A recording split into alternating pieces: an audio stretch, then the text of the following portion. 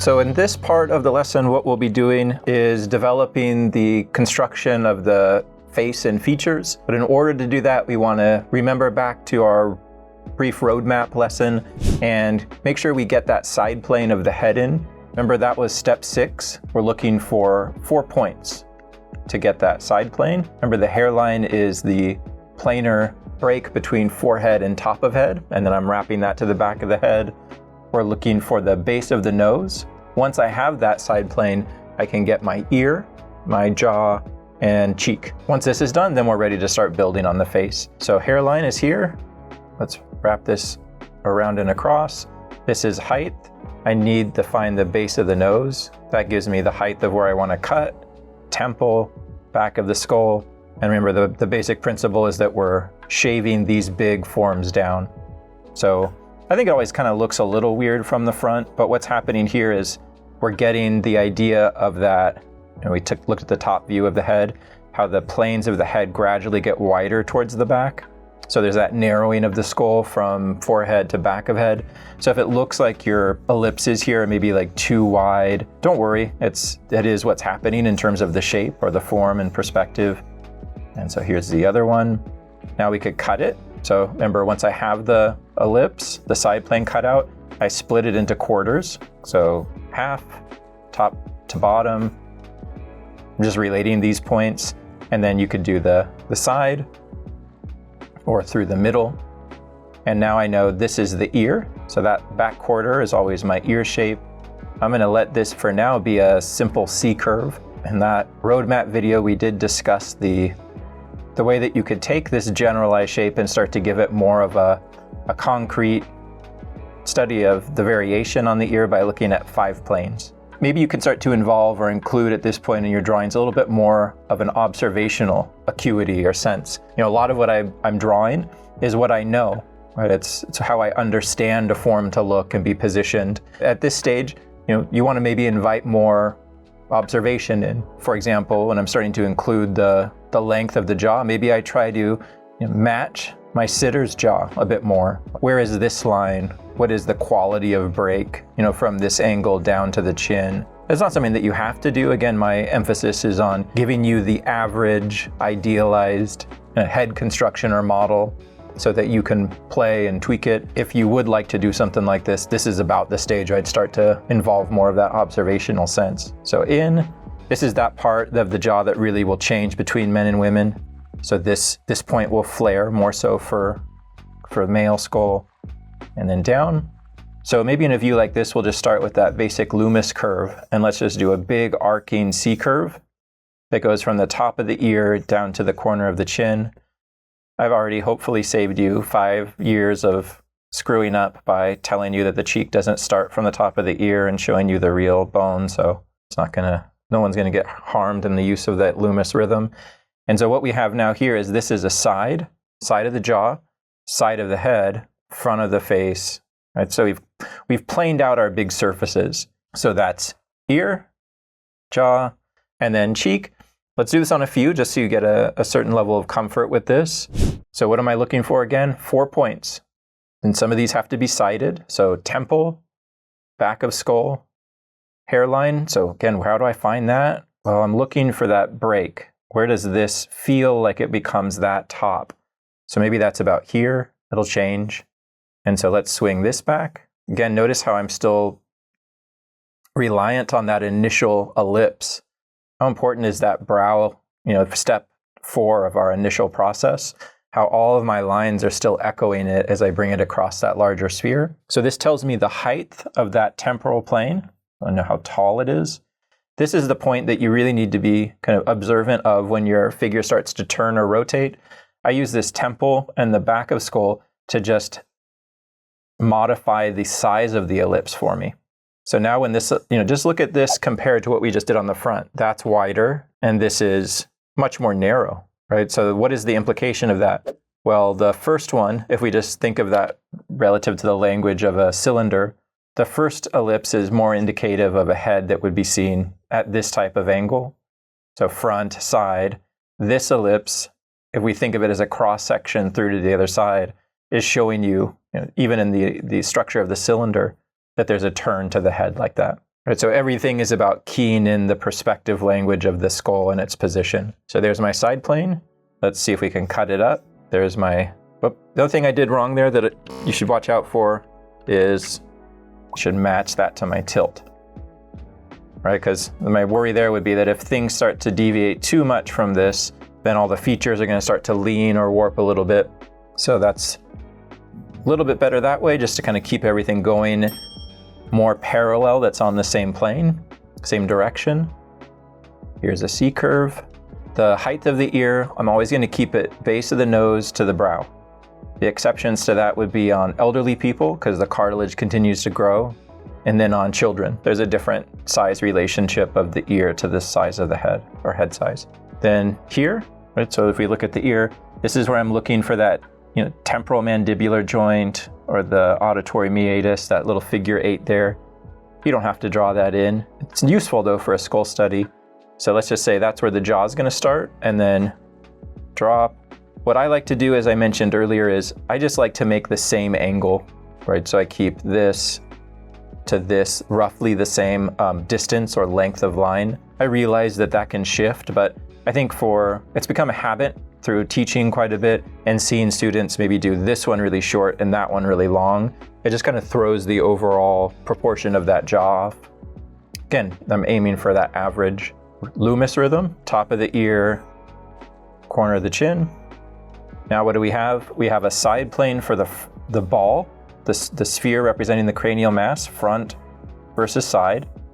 Now I have a corner through the rhythm of that cheek that represents front of the face, side of the jaw. So we've sculpted our two major pieces from step 1 and step 3 into perspectives. Now that those are popped, we can start to develop smaller perspectives on top. Let's try another variation on the cheek structure. Here's the structure of that tapering triangle from my cheekbone. Maybe we do a little S curve that could be a representation of the temple. Temple's always going to line up on the corner of that ellipse for the cutout of that side plane. And then maybe you could do the plane change of the glasses to go this way, or anything else that you could think of that breaks up the difference between the side and front of the face. One is more skull oriented or skeleton oriented. The other is more rhythmic. So that would be done. That's our step 6, 4 points, ear, cheek, jaw. Let's see how it works on this pose. 1, 2, 3, 4. So you could see maybe this would be more how I would normally try to draw. And the prior ones I've been showing you, here's the hairline, kind of carefully walk it back and show you how I'm relating it. But the more you do it, the quicker you'll get. Not that speed is a virtue, but it's just the process of knowing what you're doing, having the roadmap kind of ingrained in your head. And so it just becomes a little faster. Now I could cut it, quarters, height, width. Now I have my, like that pie shape. The ear lives back here. There's my C shape. Double check my height, top of brow, bottom of nose. I can see, so let's point out something that's obvious here. Now this ear is much closer to the back of the head. I think I would still, in this drawing, when I get a little bit farther, just start to shave down my ball a little bit. Right, so like I said, it's just a gradual buildup of line, and it should be very forgiving. So if you need to move or shave a part of a sphere down to resemble the look of the head that you're seeing, that's fine. It doesn't have to be that every step is exact and leads you to the exact answer of that moment. There should be room for creativity or for error. Let's do a jaw. So I see a jaw shape like this, down, comes down to my chin, cross. And then this could even set up a more advanced kind of look or feel for the canopy of the jaw. So I could think of the canopy folding. So chin back to hyoid bone, that goes across, and then maybe this starts to go up. So I see a lot of threes in everything, like 3 planes for the forehead, 3 planes for the canopy, three muscles. I usually teach anatomy, 3 muscle shapes per part. So when I teach anatomy, I always teach 3 shapes for every part. You can understand the hip in 3 shapes, or the shoulder in 3 shapes, or you name it, 3. And then let's do the rhythm cheek. So here's a big rhythm cheek, and now that's front, and then this is side. So now I'm set up for my development of perspective now here. Front, side planes, ready to build up those. Let's do a couple where we're seeing the figure down. 1, 2, 3, 4. Cut quarters. Double check that you're matching your perspective. Divide. Here's my ear shape. Jaw. Match your angle. Here's the... So that one I'm noticing my chin looks a little wide, so maybe I'll scoot this line in.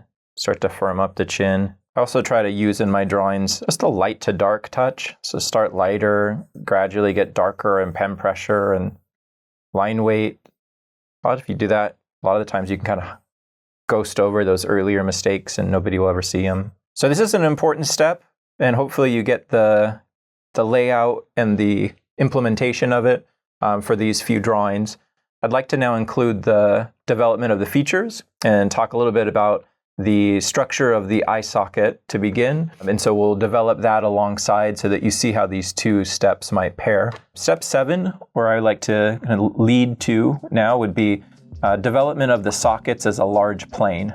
Again, each step you can look at it and having different solutions for how you'd like to develop it based on how difficult you want the stage to be, resulting in a greater fidelity to your subject. So if we do the sockets for this front view to start, let's do the easiest version and then we'll play around with making it a bit more complex or more resembling of the sockets in the skull. What we talked about earlier was this balancing act of the skull pushing forward and then receding. So this forward back. So we have the forehead pushing out, the sockets moving back into the skull. So what I want to be able to represent in perspective is the idea that this is a whole plane that slices into the skull. Right? The structure of the eye socket would taper back. Right here, the eye would sit on the top or outside. Muscles that move the eye would exist inside of this conical shape. Right? So that's what I'm looking to represent. But I want to do it in simple perspective language. So we're going to start with that one or single plane cutout or cut back that I said looked like, I always think it looked like Cyclops from the X-Men. Gene. So easiest way to do this, you know where your brow is, you know where your bottom of the sockets is. You're kind of done. It's more or less at this point, just connect the dots. So what I'll do is take one line and drop it back. So front view, I would use a specific shape that will be a little bit different than 3/4 or profile. So this one, I'm going to take my two lines for the drop back of the socket and then flare them. So what I'm thinking that this is so I'm bringing it right up against what you would see here. That's the side plane. That's the cutout. Maybe I'll leave a little bit of room here. That could indicate for the width of the temple. But you're trying to create what would be the fall or the drop back of that socket. Then the easiest way to do this would just, okay, now I'm done. This is all a plane. That means that all of this is a recessive surface. This is a cavity. So we could just hatch this in to say, now I mean, this would be instrumental to understanding light and shadow, right? The reason that there's complex shadows and darker areas around the eye is because it's in this recessed pocket. But yeah, like this doesn't look super realistic or doesn't have an organic quality, let's say, or maybe you're happy with it, right? It's your discretion. An alternate would be, okay, well, what's really going on is if I look at the forehead, remember we could notice three planes. So the center, let's say that's one, and then it's a slight lean down, the opposite of the angry skulls that are always submitted to me in the pissed off Terminator logo or Punisher logo. The way that I would look for this is, come in and just say, well, maybe what's the spacing between the brows?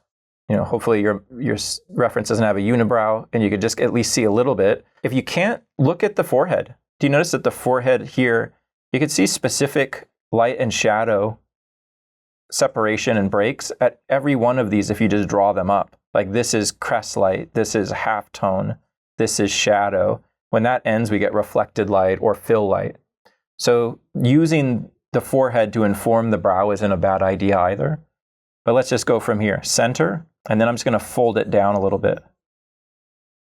It doesn't make that much of a difference, other than I think it starts to nudge it from the kind of generic construction into having a bit more of an organic sensibility or feeling.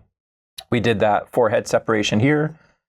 Let's just do that. Let's just do this, but a more generic version, where I'd say that's the center plane of the forehead. I think this is really useful for painting, especially to see, or like lighting your figures. the planes of a surface as choppy and kind of abrupt in their transition as opposed to a ball, which is maybe harder to see and understand the different phenomena of light on top of. So that goes this way. So we'd have our 1, 2, 3, which I kind of got for free just by developing that socket. And then the last thing that we're going to do, because we're going to just discuss the socket now, would be the keystone.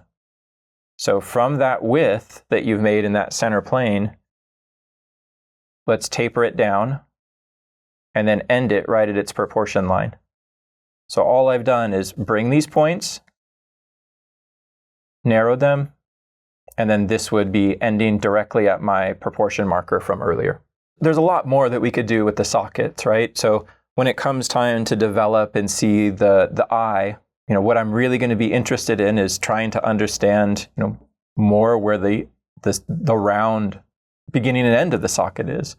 So this is another way that you could advance this. You just start to bring a curve in here. I always do the eye socket as all of a curve with the exception of a straight line where the temple would be.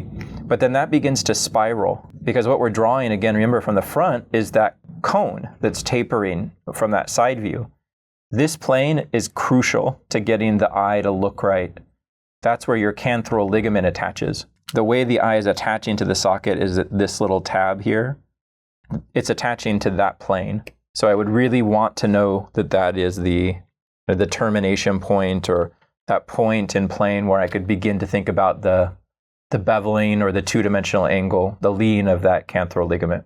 Let's try to put that on a few other, and then we'll jump back and construct out our nose and denture sphere. So here I think you could see some of the things I was trying to show in the front a little bit more clearly. For example, I could see at the contour, if I draw over the nose, that the eye socket has an angle that moves into the ball shape. So in the same way that I took the ball earlier and found those 4 points to carve off a side, this stage is really no different. I've set up these points, I'm initiating these cuts, and so here I'd be chiseling out another little surface. Right, so everything is about thinking it's clay as opposed to line and flat surface. The other thing that's cool is people have different depths to their sockets. Someone might have deep set eyes or more shallow set sockets. So you can kind of play with the arrangement of that based on this initial line. So on this one, let's do the same, find the same points. Here's your brow, the bottom of your sockets. Now let's break this, cut into that with one line that goes back. So you could try to match it, or you could just guess, or you could just play around and create your own generic head constructions like I'm doing. Here I don't want this to come too far past or onto the side plane, so maybe I'll put it here. And then let's work through the same iteration as the last. This now is a area that would be getting shadow, depending on the light's position, of course, but here's our Cyclops guy, forward, back. The weird thing about this is if you don't do this, if you go to the eye like I did when I was younger all the time, I just get so excited about it. If I don't prep with the socket and I just put an eye in this drawing, what am I saying? I'm saying that the eye just lives on the outside of the face, like a weird nipple or something, right? Because there's no housing from which I'm understanding it or prepping it. So this is all about building the eye's context. Now, I want to look for the area of that keystone, the spacing between the brow. So do that here. But as you're doing it, think about how you could use the prior stages. Like what I'm thinking now is there's this symmetry line, right? So if I put a line that I know is even, right? It's an even proportion, side to side, and I want that to feel like it's turning away, I'm just drawing a little less on that side or indicating a little less on that side. The same is happening with my chin. So this line has been a helpful reminder of how to foreshorten objects, right? Just by making them a little bit shorter on the other side. Okay, so that's our cut. Now let's just plane it. Let's drop this down a little bit. Now we lean it. Now let's lean this one down a little bit, right? And that might give us more of that feeling for an organic socket, the turns of those planes. Pull those up into the forehead. And now you're starting to map out, I think, really useful surfaces that you could benefit to light or paint. So there's my 3. 1, 2, 3. And I could see that here too. Just kind of those same plane breaks. Keystone. The one thing to, let's try to draw attention to here would be, this was the line I'm thinking about for the angling of the socket. It's pretty severe relative to some of the other. The keystone is not nearly as severe. So when I'm thinking about this as an angle, I'm trying to keep that point, it's still moving back, but not nearly as much. So think this is all armor around the eye, right? All of this outgrowth of bone or projection of plane. It's just the eye is the only internal organ exposed on the outside of the body. How weird is that, right? So we have all this bone, fat, right, around protection. So keystone on this one, let's think about our foreshortening. There's this shape, right? And you could modify it to look more or less like him, but here I'm just going with that generic still. The last thing we did on the other one was, just like I made that angle on a 3/4 view, you could drop that here from the corner of that keystone. And then that gives you that better idea for your eye socket design. So you could stop along the way at any of those steps based on your comfort. You could have a completed eye socket done at the initial cutback, or you could just do the cutback to the 3 planes, or you could do all of the steps where you kind of round out that eye. But it's staggered like that so that you don't have to get burdened by too much complexity early on. I would always recommend you just start with what's easy, what you can manage, and then slowly build up when you feel like your drawing is ready. Let's try one more, and then we could begin adding the nose. So here would be same thing. Let's do cross. Let's make it easy to start. I know where the plane of the sockets will begin and end. I can see that there's an angle that cuts back. I'm going to copy that here. I'm going to reproduce that on the other side. That's my entire plane. I always, whenever I finish a step, I like to come back in and kind of explore it with these surface lines. That's me just kind of visually thinking about the new form that I currently have, right? That now that rounded piece isn't there because we've taken it out. So this is kind of forward, then back. And now let's do the 3.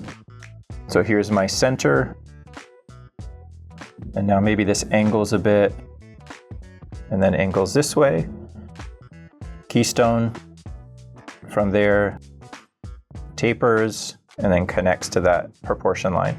So hopefully you're seeing the connect the dot structure. Bring these up. We want a forehead for free. So there's my planes. And then I'm leaving it out here. Remember we talked earlier about customizing based on specific qualities around the skull, male versus female. Well, that would be a good time maybe to start thinking of that. I mean, you don't have to do that at this stage, but we could rationalize that also as an extension of perspective and form. So maybe we say, well, let's build like a little tiny cylinder here, right? So, and then, that isn't a contour. I mean, it is, but I don't like to think of contours as things that live on the outside of the form without some kind of extension onto the inside. Contours are just bumps that are there because, right, they're the echo of solid perspective forms on the inside of the body. So now maybe we just build this out. So now I could, that's like just developing another level of perspective, and maybe that turns in. And so you could really have fun just building up form and perspective, smaller and smaller at every stage. But his face definitely would have it. And then I think earlier I noticed he had that superciliary arch, which is that little cashew that's hinged into there. So not important now, but just a thought for taking this to a more developed stage later. One thing that might be useful from this stage, before we kind of move on to looking at the nose, would be a common moment or a common thing that I would see books like Bridgman or maybe Hogarth or some other artists do for the cheek at this stage, right? So just kind of revisiting, bouncing back to 6 for a moment. You can get a nice kind of locked or solid look for your heads. So this is what we've developed at this stage, kind of the forehead and then the recessive plane of the sockets moving back.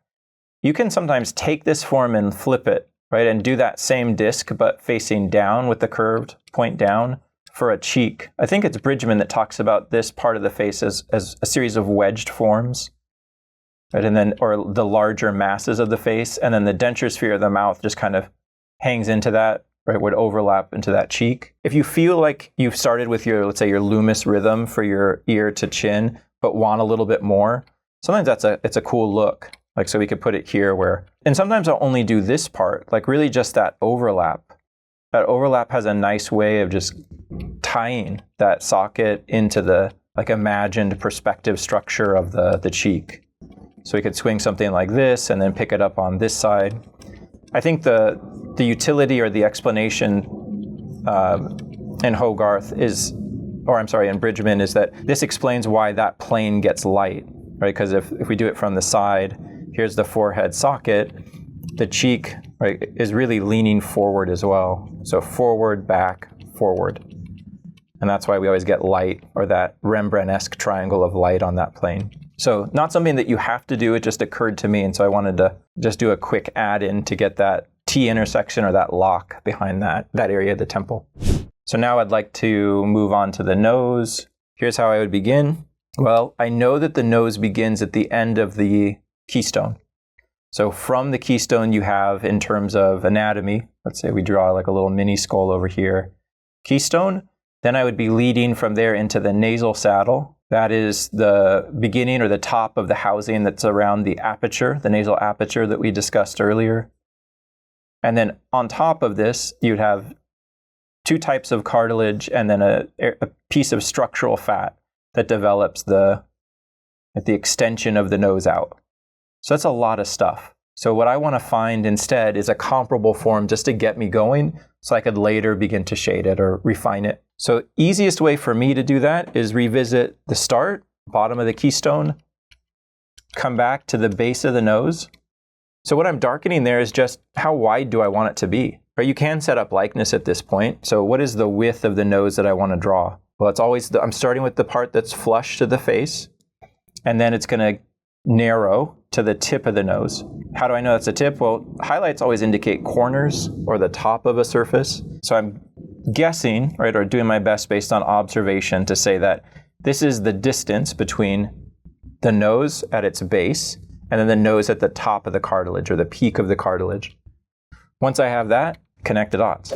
You may not know this, but that was a book that my parents would give to me and my sister. It was just filled with dots that you would connect. They were numbered, and then you would get a picture afterwards. So here would be now the top of the nose, the base of the nose, more connect the dots time. So the keystone, just like here, keystone, if I simplify and summarize out all the specifics, the peak of that cartilage, I can really see to begin with as just one plane. Sure, it can be, broken and have changes and bumps and all kinds of cool qualities, but let's make life easy and start with something simple. So if I do that here, now I'm slowly structuring out a projection of perspective off that front plane or surface. Do I see that it's like a little flared and softer at the end and maybe a little bit higher because the keystone? Sure, all that stuff is clear, and you could do that at any point. But again, my philosophy is start something that's idealized, that has a kind of a unifying effect for the whole, and then come in and explore variety. Next start, more connect the dots. This point drops down.